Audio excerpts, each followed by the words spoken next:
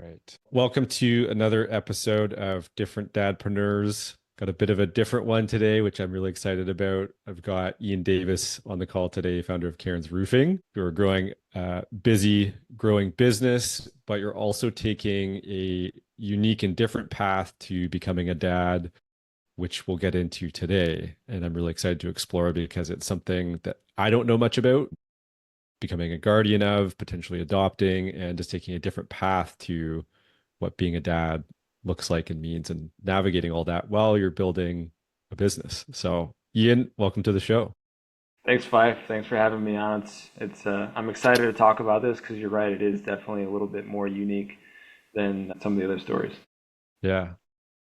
Well, just give us a bit of perspective on your business. Like, how long have you been in business? What do you do? Just to get a sense of where you're at in the stage of business. Yeah, so I started my company in 2017, December of 2017. It was part-time. I had another job at the time, so I was just kind of playing around with owning a business, running an LLC, and I actually started with a couple of friends of mine. Fast forward 6 months to a year, one of the friends wasn't with me anymore, and the other one, we did not come to an agreement on partnership of the company. And so the beginning of my business was quite rocky. When I had decided to completely, like, full-time go into my business was the very beginning of 2020. And at that time, I was just coming off of a full-time job. I had quit my full-time job entirely, and I decided to pursue this full-time and grow it. I really wanted to grow it, expand what I'm offering my clients, expand my service area, and just kind of start that process of making an impact in the industry. And when I started it in 2020 full time, I was facing a potential lawsuit from one of the friends that I started with. I was facing a vendor list that had not been paid by that previous friend as well, and a lost profitability. So, and then COVID hit, so I'm fighting from behind. And I remember at that time I was stressed. I was panicking like every night. I wasn't sleeping. But I look back at it now and I'm so thankful for it because I knew that in that moment, like, as much as I was panicking, I kept reminding myself that if I can get through this, I can get through anything else that business or life is going to throw at me. And I've always known myself for not doing things the easy way. Always go after the hard way. You're going to learn the most that way anyways. So I was like, you know what? If I can get through this, I can get through anything. Nothing's going to stop me. I pushed How how long did the lack of sleep, high intensity stress, how long did that go on for? years Yeah.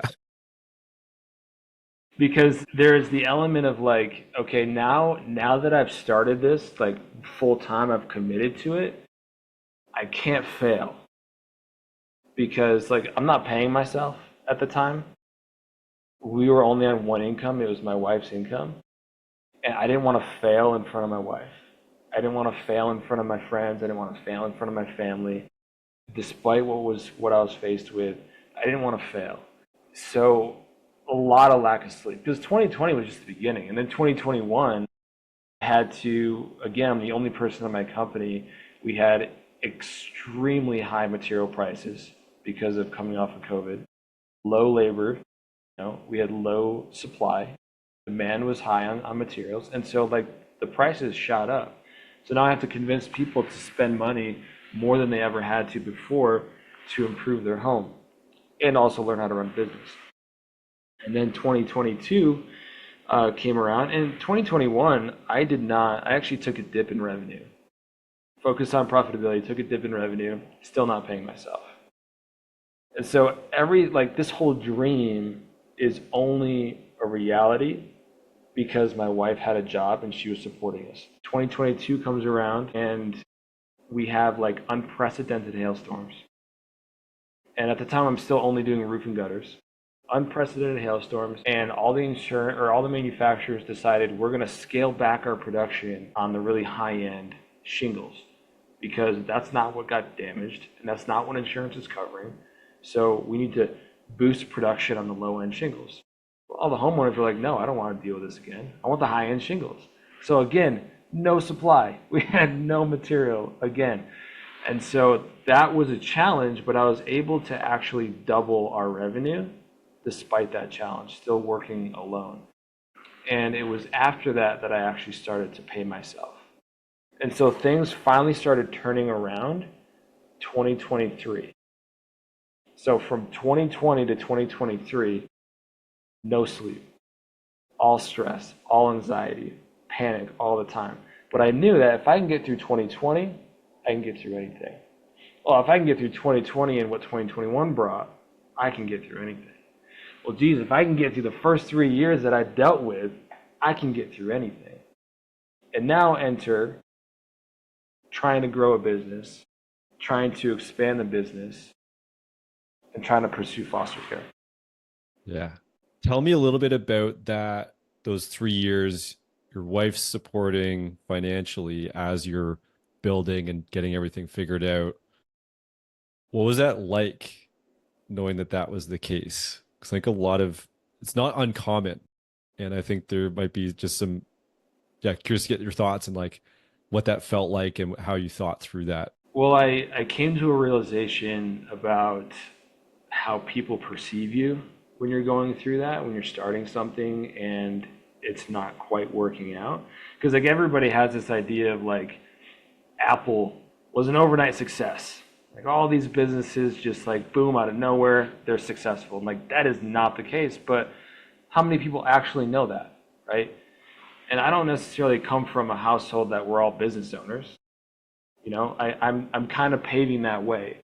And so what I've realized was the people around you that love you so much, they're going to default to a few key responses when they see you not succeeding to the level that you want to, right? They're either going to bury their head in the sand and they're going to ignore what could potentially be a dumpster fire, or they're going to start trying to coach you on how you can probably improve, right? Or they're going to try to tell you to maybe give it up, maybe go do something else. And in all of that, honestly, I realize it's out of love, but it's not supportive, you know? And so those 3 years, I'm looking at, family and friends around me, and you can just kind of get that feeling that like they love you, they want you to succeed, but they probably don't think you're going to, And that may not have been the case, but that's what was going on in my mind. Hmm. So I had to battle this, no, I'm going to show them that I can win. And the very next day is like, maybe they're right. Maybe I'm not going to pull through on this one, and Just it's just, that. yeah, it's this wave of just honestly torture just hitting you day in and day out, nightly. Uh, I think there was a time very early on when my wife, as loving, beautiful, and amazing as she is, she defaulted to one of those responses. Hey, maybe this isn't a good idea. Maybe you should go find a real job. And I know it's coming from love, but that's not who I am. And it took overcoming those 3 years of just getting hit with setbacks, but pushing through regardless, for her to see, oh, you know what? I don't think it matters what happens to him. He's going to keep pushing. And for that reason, he will succeed. Mm. But people need to see that. Because the moment that you agree with their assessment, which again, coming from a loving place, but it's also coming from a place of no experience. It's ignorance, not in a bad way. It's just they don't know, right? They don't have the experience. If you default to that, you just prove them right. And nothing's going to change in the future when something goes wrong. You're not going to get the support you need. But if you stick to your guns and you push through, you actually will bring those people along with you, and they start to support you because they start to see the vision that you saw from the beginning. When you look at your close circle, what percentage of people fell into the different buckets? You said there was like the people like, oh, maybe this isn't for you and like you should move on. The people that stick their head in sands, or the people that try and coach and provide advice, maybe unsolicited. I'd say that for me, like 90% of the people stuck their head in the sand. The closest are the ones that advise, maybe you should go do something else. And that comes from like my parents, my wife, you know. I may have had, one or two that tried to give advice, but I feel like most people were just like, I don't want to see this happen. I don't want to see this unravel. So Yeah. I think most of it was definitely just, I'm going to be an ostrich. And how did you manage it when you had those close people second guess you? That that hurts more because you know how much they love you. And you start to wonder, am I hurting them by not succeeding? Am I not succeeding at a rate that I should be? And as a result, I'm hurting them now. So that hurt more. But as I went through it more, and then here's the thing with me is like, in a moment I could be like, oh man, like this isn't worth it. What am I doing? Like this is crazy. But I always take the next step that pushes me forward. Like no matter what is going on in my mind, I still take the next action to continue moving forward. And I think that aspect about me is what helped me get through that. And I started to realize that it may seem like I'm hurting them right now by them thinking that I'm going to fail and them, emotionally getting attached to either I succeed or fail. But it will benefit them so much more by succeeding. No matter how long it takes me to do that, I will benefit them and others more by pushing through and succeeding. Hmm. But it took a while to get to that point. Yeah. And we talked briefly and you kind of left a little nugget. As you're doing all of this, you're looking at foster care. Tell me a little bit more about that journey and the decision to even look at that. Yeah, so we have a nephew. He's 3, turning 4 here shortly, and he's not in a great space. He's actually currently in foster care with a family member, and we decided like we're not going to have our own children. We know that's not in the cards for us, but we also know that we have an ability to impact others that may have gotten that opportunity taken away from them in terms of having a parent or parents and having a home. And, my wife comes from a place, she actually comes from foster care. She was in the system for a brief period of time. And so she kind of sees that as her calling to help these children who are in these bad situations have a better future. And I think it took the situation of our nephew for us to like see that, open our eyes and understand like, hey, this is what we're supposed to be doing. So we've gone through classes, foster care, kinship training, and now we're actually pursuing guardianship of our nephew. And it's a long process. And it is, I don't understand the thought process behind a lot of the people that are involved in this, but you kind of have to just keep, again, you have to keep pursuing, you have to keep pushing. And early days in the business is helping us to pursue this guardianship despite all the obstacles that we're facing. Like they kind of like feed each other with what you learn during this process. But yeah, I mean, Can you share more about that? They feed each other in the process and you're learning through it. Like, can you yeah, make that a bit more of like a direct connection for somebody that maybe can't see that? yeah, for sure. So when you're starting a business, running a business in general, there are going to be so many obstacles that you can't foresee, no matter what you do.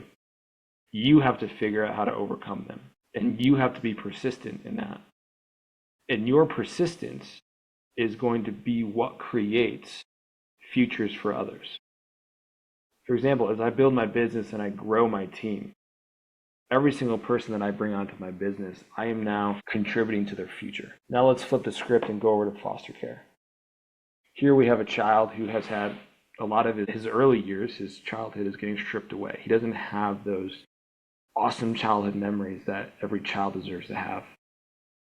And that plays a role into how the future is going to look. If we don't persist in this guardianship, we are throwing away an opportunity to give him that future. And now that's not to say that somebody else won't. Just like in your business, it's not to say that another business won't give them a future. But if you feel like that's your calling to do, that's what you have to do, then you owe it to that child to pursue. No matter what the obstacles are, no matter what you're facing, you continue to pursue. What's been the hardest part in the foster care side of things to persist and move through? The why behind the process. I'm a very analytical thinker. So I'm always trying to understand the why behind certain actions or certain decisions. And in this particular case, and in many cases in this foster care journey, I cannot comprehend why it's okay to leave a child with somebody based on the circumstances that they're in, based on the environment that that child will be in. And yet the process is always reunification. There's no question. That's the number one goal of the system is reunification. And it's really hard for me to wrap my head around. And I'm kind of an insider in this situation because he's family, right?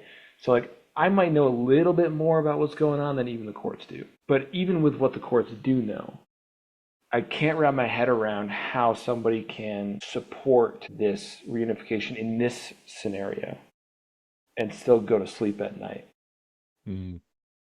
That's really, really been hard for me. And I think back at my childhood, and I had a great childhood. I was not part of the foster care system. This is all new to me. Okay. I think back to my childhood, and every single day that goes by that this child is still in the system is a day that he will never get back in his childhood. And that kills me to my core. It just makes me want to provide so much more to him if we had the opportunity to bring him in. And it's just so that two part is the why behind some of the reasoning in the court system and the time that this child will never get back. Before we started recording, one of the things you shared was there's being a father, like biological father, there's being a dad, there's stepdad. How are you looking at being a dad in this scenario? All things go well. I mean, that's a good question, and it's a tough one because I'm not a dad, so it's not like I brought this child into the world and I get to be the dad from day one. I think as a foster parent or a guardian, you have to earn that more than maybe somebody that brought you in and has been with you since day one. And I'm not trying to discount dads that have done that. I'm not doing that at all. But what I'm saying is now I have to battle these bad habits that came from the other parents, right? I have to battle this trauma that he has. And so being a dad in this sense is, I think it's going to require me to pull out every little ounce of patience that I possibly can find within myself in every moment too. Because it's not like when somebody, and I went through all this training for trauma, and you have to for foster care. You have to go through a lot of training for foster care, not so much for a parent, but you do when you're a foster parent. How much training? We had to go through 2 separate weekends where they were full 8-9 hour days, 4 days, and that's just the classes part of it. So we're certified with that. We still have to do a few more things like cross some T's, dot some I's, more trainings, and it depends on what level of person that you're going to actually foster. Like for example, I've got a couple of friends of mine that they are certified to foster infants, newborns, like the day that they come out of the womb, because the parent comes in on drugs or off the street or something. That's a totally different level of certification, right? But these are intense trainings. Like they will bring you to tears type of trainings. And it's all to prepare you for what you're going to face. And even so, you won't be fully prepared. I can't discipline a child like somebody else normally would who's gone through this system because they have triggers, right? Their brain has not developed the same rate in the same way that we have that maybe hasn't gone through the same level of trauma or foster care. So you can't, like, you might have a child that is 12 years old but operates at 5-year old intellect and emotional intelligence and emotional control, and you have to know how to navigate that. You might have somebody that is 17 years old, has the intellect of a 17-year-old, has the speech pattern of a 12-year-old, has the emotional control of a 6-year-old, has the, the act out or lash out or have interests at an even higher level, right? And so their development is so all over the place based on the type and amount of trauma that they've gone through. And you're not going to get notified of that. Like they're going to say, oh yeah, this person, their father is a heroin addict. Their father was abusive. Their mother was abusive. That's all you're going to know. The rest of it, you got to find out on your own, and you have to find out how to communicate with them on your own. And that's a massive challenge to do, because for however long they've been in their situation, they've been interacted a different way. Mm-hmm. You have to overcome trust. You have to overcome emotional intelligence or lack thereof. You have to overcome their expectations based on the world that they know you were never a part of, but you're at fault as well. And so there's a lot to navigate when it comes to raising a foster child. And again, I take it back to business, because there's a lot that you can learn and you can try to learn ahead of time. You won't know until you get into it and you start experiencing it for the first time, and you have to learn in real time how to navigate all of these challenges. What have you learned most about yourself going through this foster care path? Couple things. One, I was absolutely incredibly blessed as a child. There are so many children that are in this system. It just reminds me how broken the world is in some places. But yeah, I was just so beyond blessed with the upbringing that I had. The other thing I learned about myself is that I still have a lot to learn about myself. Like there's just so much that I need to know and need to learn and need to improve on it. I need to grow. Walking into foster care, you have to have a growth mindset. You as a human being have to be willing to continuously grow. I mean, there are foster parents out there that, yeah, they're doing it for a check from the government, right? They're doing it for some kind of like tax credit or something. I think there's something, I don't even know what it is. But that's the only reason they do it, and it shows. If you want to legitimately earn that title of mother or father, mom or dad, you have to be willing to continuously grow yourself during that entire process. And so I've always had like a growth mindset about myself, but it used to be like about myself. Now it's like, how do I grow for others? And I'm curious how this journey, learning about yourself, navigating foster care, how that might have shaped your values in the business and how you approach business. You mentioned that there's parallel of learning, but how is it influencing how you go about doing business? Again, it gives me more patience, especially when I'm dealing with my clients or dealing with my crews. It has helped me read people a lot better. Like I can see tells with certain people. I can identify, if I'm kind of getting to a touch point, or if something's a little bit more serious for somebody than it would be for most people. It gives you a different perspective entirely on how you interact with other people. Like when you're dealing with a homeowner, you're dealing with the homeowner and everything that they're dealing with at that time. But they don't tell you what that is, right? You have to maybe not necessarily find out specifically what that is, but you do need to understand how that's affecting them in that moment. And that's true for crews, my installers.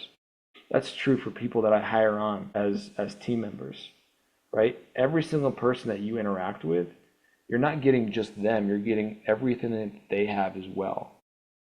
You're getting the argument that they had with their spouse last night. You're getting these unpaid bills that are going to be coming up, that are going to be coming due here pretty soon. You're getting the hospital visit for their child. They don't tell you these things, but they all affect them in a certain way.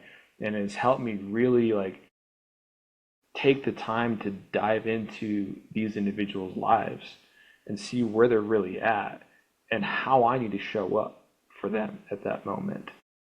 And so my clients, as one example, I've probably adopted more of a supportive role when it comes to dealing with my clients, and that I'm here for you in whatever capacity you need me for, even if that means we want to sit down on the back porch and talk about what happened last week while my guys are up there working on the roof. If I have to do that, I'm going to do that. And the reason, because I'm not just here for a check. I'm here to impact people. That's truly how I feel. I feel that, I'm a Christian and I take the cultural mandate seriously. And that to me is be fruitful and multiply, grow and subdue the earth. Well, I don't have children. I mean, I know he's talking to me, but I know that it's not about that. So how do I be fruitful in my business, multiply in my business, go forth and subdue the earth? Well, it's not by just knocking on a door and collecting a check. It's by impacting every single person that's involved. It's by connecting with them on a personal level so that they know I'm more than just a contractor. I could be what you need me to be in this moment. And it's not gonna charge you $1. I won't charge you $1 for that. That's kind of like how I've adjusted how I approach my business. I'm not doing this for me anymore. I'm not doing this for me, and like this isn't my job anymore. That this is a calling for me. This is how I multiply and subdue the earth. This is how I impact other people. How has that notion of it being something beyond you, it's your calling, how do you see that connecting with your capacity for persistence? Can you reword that question? I'm sensing that there's a deeper energy and pull towards serving others, why you're in business and what you're hoping will come of that. And I sense that helps you get through that kind of roller coaster, those down days, and persist despite it all. Like you shared at the start of the call, you're just like, man, I've been through a lot in these first 3 years.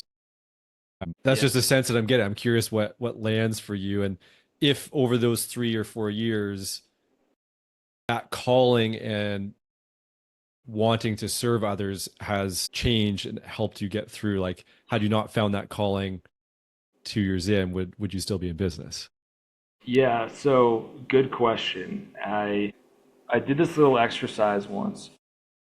I encourage every single person to do it, whether you have a business or you don't. Doesn't even matter. Every single person should do this. It completely changed my perspective, and I think it's really what birthed what my why is and why I'm doing this, why I'm so persistent. I took a notepad and a pen, and I went out into a cemetery, and I found a tombstone where that person lived for as long as I have been alive. So their last day was just shy of where I'm at. Like I've outlived that person. You take a look at those numbers: birth date, death date, right?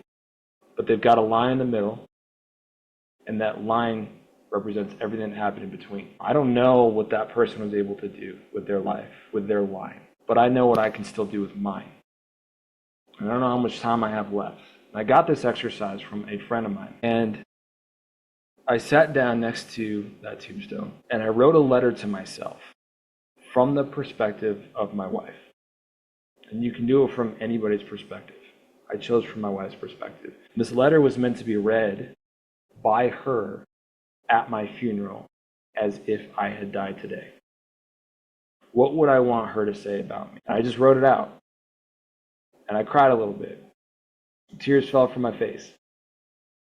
And when I got finished and I read it, I realized that that is not who I am. I have work to do. So I prayed to God, what does this mean? Who do I have to become for this man to be real? For this to be the man that my wife talks about if she outlives me. And she'll probably outlive me, let's be honest. Women outlive men. And the answer I got was impact. Impact, right? You need to create an impact. You need to bring out the greatness in other people. And this term kept coming up, generational complacency. And what I realized was that my goal, my vision of my life, the reason I'm here is to help others overcome generational complacency. And what that's defined as, at least how I defined it, is it's those things that you default to that prevent you from moving forward. A lot of that could be from your family, right? It could be habits that your family gave you. It could be habits that you've given yourself. But when you pursue generational complacencies, you are reinforcing them, and any children that you have are watching you do it. And that's why they become generational. You teach them that. Mm-hmm. So my goal is to help 1 million people overcome generational complacency, which means help them identify their strengths, draw those strengths out, and encourage them to pursue those strengths in a way that'll move the world forward. Now that sounds ambitious, and when it came to me, I didn't know what that meant. I was like, how, right? And even to this day, like, I don't know how exactly it's going to happen. I know it's going to happen because God gave it to me. I know that with Him, all things are possible. He's going to make it happen. But I knew that started in my business. Every single person that comes onto the team, I need to draw out your strengths. I need to encourage you to pursue them in a way that moves your world and the world around you forward. Which means that when you come here to work for me, you're not working for me, you're working with me. And you're growing alongside me. And you're going home, and you're taking that back home. And you're growing at home, and you're helping those at home grow as well. And that just spreads out further and further and further. And you couple that with a cultural mandate to grow and expand, be fruitful, multiply, subdue the earth. That tells me that I need to take my business out of just where I'm at right now, and I need to expand.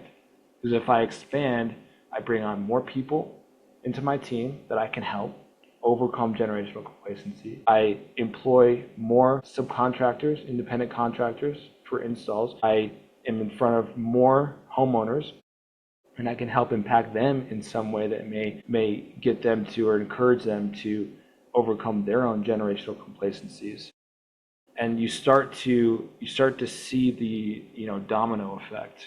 So yeah, if that answered your question. I think so. There's a lot to unpack there, and I actually really like connect with the term generational complacency because I think there's so much we adopt from previous generations. Our parents, said or unsaid, there's stories, there's ways they think about things, there's way they talk about certain things, and if you're not aware of it, you can like very quickly that just becomes part of your story or how you see the world.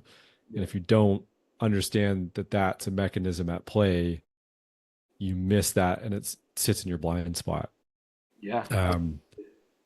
And giving voice to that, yeah, it has people, or me anyways, too, like step back and like, oh yeah, okay, what are some of those stories? And again, this dad aspect, I was talking to a guy once and he said, our kids can't become what they can't see, or they become what they see. And we can say everything we want, but are we truly walking the walk of what we want for our kids? And I think there's a disconnect because we want our kids to be resilient. We want them to take calculated risks and have a life of fulfillment and connection and all these other things. But if you really kind of match up what you're actually doing and what you say you want for your kids, are you actually modeling that? And that's been a pretty stark mirror for me at times, but it's a good reflection. Yeah, absolutely. I think that everybody is born with generational blessings and generational curses, and those are the things that we observe from either our parents or our grandparents or our aunts and uncles, but anybody that helped raise us as children that we looked up to some capacity, they give us generational blessings or curses. And when it comes to you, you have to take note of that. You have to do a little bit of self-reflection, identify what are these blessings and curses that I have. You might even see them in your siblings, or they might have different ones. You know, my brother's 3 years older than me. He experienced things that I didn't experience because he's been here 3 years longer than I have, right? So what are these things that we brought from our environment that if we aren't careful can become generational curses for the next generation that's behind us? Those become complacencies. Those are things that you just settle for, you know, and let that become part of who you are. What was one of your complacencies that you noticed? One Just of one. my, I'm sure there's a bunch, but like if there was one that kind of really struck a chord when you noticed it. for me, is I've always been an active person, and with being active comes with nutrition. I am notoriously bad at making sure that I am eating nutritionally. I'm actually taking care of my body, right? In a food standpoint. And this is a small one, right? This is just a very, really small example. But it's something that I noticed, like growing up, we were in a household where like you walked in the kitchen, you grabbed a snack. And that's just kind of what you did. Snacks were always there, you grabbed the snack. And like you look back at it now, it's like, oh, that was probably not a good thing for me to do growing up, because now I do that. I have a hard time doing that. Another one, this is probably like it hits me harder than any of the other ones, is my entire childhood, I slept in all the time. I always slept in. Like I got way more sleep than I needed to, stayed up a little bit later than I should, but always slept in longer than I should. And growing up, growing a business, you can't sleep in and expect to get things done at a good, healthy rate. Mm-hmm. So I've had such a hard time with overcoming that, like establishing healthy sleep patterns, getting up on a regular basis, tackling the day on a regular basis instead of dragging my feet first thing in the morning. When my wife's not around, I'm not as good about going to bed at a reasonable time and waking up at a reasonable time. Like she holds me accountable, right? She knows that that's one of my complacencies, and she helps me with it. But you have to be, if you're aware of it, you can do something about it. What gets tracked gets improved. Mm-hmm. But if you don't take the time to read it and understand it and be like, oh yeah, you know, I got that from so and so. I got that from this family member, or that family member, or this friend, you know. And if you don't track it, you can't improve it, and it will hold you back from reaching a higher potential. Yeah. And those Yeah. are the simple ones. Just watching the time here. Got a couple more questions to kind of wrap us up. What would you say to somebody who's in the middle of building their business and they're potentially going to be building a family through non-traditional means like foster care, adoption, something like that? What would you kind of be sharing with somebody on that path? Honestly, I'm going to say family comes first. Like, I understand that you have a dream to build a business, and I highly encourage that. I think it's a wonderful avenue for generational wealth. I think it's a great avenue for growing and setting an example to that family that you're trying to grow as well. But if you don't put the family first, then what do you have at the end of the day? Because the reality is, and another business owner friend of mine tell me this. He's like, you know what? Somebody else is going to drive your car. Somebody else is going to live in your house. Somebody else might actually run your business someday. But nobody else can step in as that father figure for you, like blood-wise, right? You have the opportunity from day one, and nobody else is going to have that opportunity unless you give it up to them, right? And so I would say they have to come first. The second thing I would say is make sure you're the same person at the business as you are at home. You love your family, you love your business. You have intentions about how you're going to grow and develop your family. You need to have the same ones about your business. You can't be two different people about that, right? You're not a different person when you walk in the office. You're the same person. That's authentic. It's being authentic. And what would you want to remind yourself of? Let's say you get to listen to this recording 6 months from now, a year from now. If you were to listen to this again, what would you want to remind yourself of? To keep my generational complacencies top of mind and be very aware of how I'm showing up in the world, because those that are around you are watching. They're always watching, and they're Hmm. always taking something from it. And you can be inspirational to others. You can get to a point, hopefully, for your children that you're aspirational to them instead of just inspirational. But it takes intentionality behind, knowing your generational complacencies and taking action. It's not just knowing it, but taking action. So looking back on this, like, what have you done since this interview that has helped you overcome some of those complacencies that you talked about that you struggle with the most? Yeah. Well, thank you. Where can people check you out if they're curious to connect with you or your story or your business? You can find me on my website, cairnroofing.com. You can also find me on Facebook. Just search Ian Davis. I'm on LinkedIn. I'm on Instagram. My social media manager made me get a TikTok, so I'm on that too. Not my choice. But yeah, you can find me there. Awesome. Thanks so much. Yeah, thanks, Fyfe.